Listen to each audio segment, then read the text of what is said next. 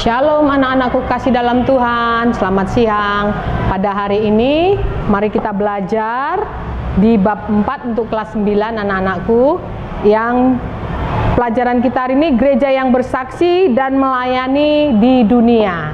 Oke, anak-anak kekasih dalam Tuhan, sebelum kita menjadi gereja yang bersaksi dan melayani di tengah dunia, kita terlebih dahulu harus menjadi murid dulu. Menjadi murid siapa? Menjadi murid Yesus Kristus. Ya. Contohnya, adik-adik kasih dalam Tuhan, kalau kita mau sekolah di Mardi Putra, contohnya kita sekarang di Mardi Putra, nggak akan bisa kita ikut belajar di Mardi Putra kalau kita nggak menjadi murid dulu. Muridnya siapa? Muridnya Mardi Putra. Begitu juga kalau kita mau menjadi murid, muridnya siapa? Kita harus tahu dulu jadi muridnya siapa, yaitu muridnya Yesus Kristus. Ya, ketika Yesus sebelum naik ke surga, Yesus mengajarkan kepada murid-muridnya harus diperintahkan kita harus melahirkan murid dulu. Ketika kita sudah melahirkan murid, baru kita bisa melayani di tengah dunia. Mari kita lihat di dalam firman Tuhan, di dalam Matius 28, atas perintahnya Tuhan Yesus sebelum naik ke surga, di Matius 28 ayat 18 sampai 20. Demikianlah bunyi firman Tuhan. Yesus mendekati mereka dan berkata kepadaku, telah diberikan segala kuasa di surga dan di bumi. Karena itu, pergilah, jadikanlah semua bangsa muridku dan baptislah mereka dalam nama Bapa dan Anak dan Roh Kudus. Dan ajarlah mereka melakukan segala sesuatu yang telah kuperintahkan kepadamu. Dan ketahuilah, aku menyertai kamu senantiasa sampai kepada akhir zaman. Jadi sebelum Yesus naik ke surga, Yesus memerintahkan kepada murid-muridnya di dalam Matius 28 ayat 18 sampai 20. Apa yang diperintahkan? Yang pertama, yang diperintahkan, diberi kuasa. Ketika kita diperintahkan, bukan hanya sekedar kamu itu pergi sana, bukan. Tetapi Tuhan memperlengkapkan kita dulu, diberi kuasa, diberi kemampuan, diberi urapan Roh Kudus. Jadi Tuhan memerintahkan kita untuk menjadi murid-murid Yesus, bukan hanya sekedar pergi, tapi Tuhan sangat luar biasa. Kita diperlengkapin, diberi kuasa. Bukan hanya sekedar suruh pergi, tapi diotoritasi dengan kuasa Roh Kudus, diberi kuasa untuk melakukan semua perintahnya. Setelah kita diberi kuasa, setelah kita dilengkapin, baru kita disuruh pergi. Pergi untuk memberitakan firman Tuhan. Pergi untuk membimbing orang-orang yang belum mengenal Tuhan. Pergi untuk melayani. Pergi untuk mencari jiwa-jiwa supaya orang-orang itu mengenal siapa Yesus itu. Itulah perintah Tuhan Yesus. Sebelum kita menjadi pelayannya, sebelum kita bersaksi, kita harus disiapkan terlebih dahulu bagaimana kita hidup itu menjadi murid yang sesungguhnya. Setelah kita dipersiapkan menjadi murid, lalu kita disuruh pergi. Tetapi sebelum kita pergi, kita harus dibaptis dulu. Percaya sesungguhnya, seutuhnya, diperlengkapi dengan iman, diperlengkapi dengan kebenaran firman Tuhan, memperdalamin dengan firman Tuhan di dalam Alkitab. Ya, sebelum kita bersaksi adik-adik, sebelum kita pergi melayanin, kita harus diperlengkapin firman dulu. Ya. Setelah kita dibaptis, kita sudah menerima dan sudah percaya kepada Yesus, kita diajarkan. Apa yang diajarkan? Firman ini kita diajarkan. Supaya kita tidak salah menyampaikan. Supaya kita kelak nanti ketika bersaksi tidak salah, tetapi kita bersaksi sesuai dengan firman, tidak menyimpang dari firman. Kalau kita bersaksi menyimpang dari firman, nanti kita akan dibilang di dalam firman Tuhan adalah nabi-nabi palsu. Kalau kita memberitakan firman Tuhan tidak sesuai dengan firman Tuhan, kita akan dibilang nabi-nabi palsu. Maka itu sebelum kita melayani dan bersaksi, kita harus dipersiapkan dulu, diajarkan dulu sesuai dengan firman Tuhan. Setelah kita diajarkan sesuai firman Tuhan, kita mengerti Tuhan Yesus pasti menyertai kita.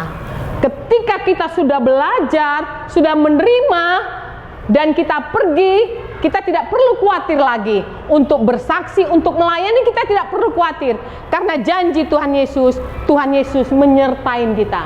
Setelah kita diperlengkapi sesuai dengan firman Tuhan, setelah kita menjadi murid, barulah kita melangkah ke tahap kedua, melayani dunia. Kita nggak usah dulu bersaksi, penting tunjukkan bagaimana kekristenan sesuai dengan kitab, sesuai dengan Alkitab. Melayani dulu kita, melayani dunia. Dengan cara apa melayani dunia? Melayani orang-orang miskin,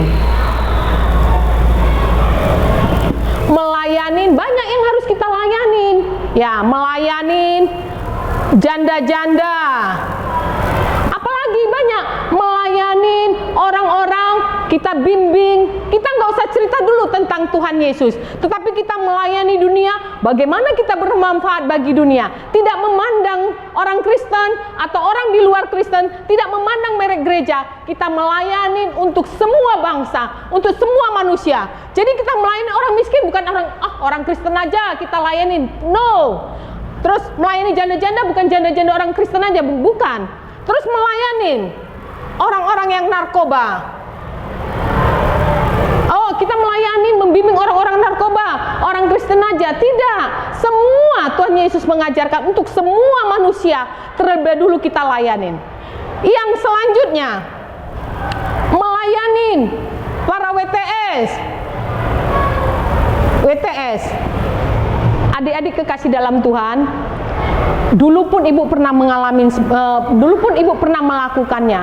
Ibu dulu pergi ke pelacur-pelacur, tidak hanya langsung memberitakan Injil, tidak adik-adikku yang kekasih, tetapi ibu pergi pelacur, membawa satu alat kosmetik. Tujuan ibu bukan menjual. Kita punya suatu yayasan, ibu pernah bergabung dalam yayasan. Tujuan kami di situ, ketika kami dibentuk sudah menjadi murid, kami harus melayani dunia, bukan melayani orang Kristen, tetapi melayani semua manusia yang butuh penerangan, butuh diajak untuk bertobat. Setelah kita melayani dengan hati yang tulus, melayani berfungsi bermanfaat bagi dunia, maka ketika itu kita akan terjun lebih lagi menjadi saksi. Saksi ini ada dua. Saksi untuk menguatkan orang,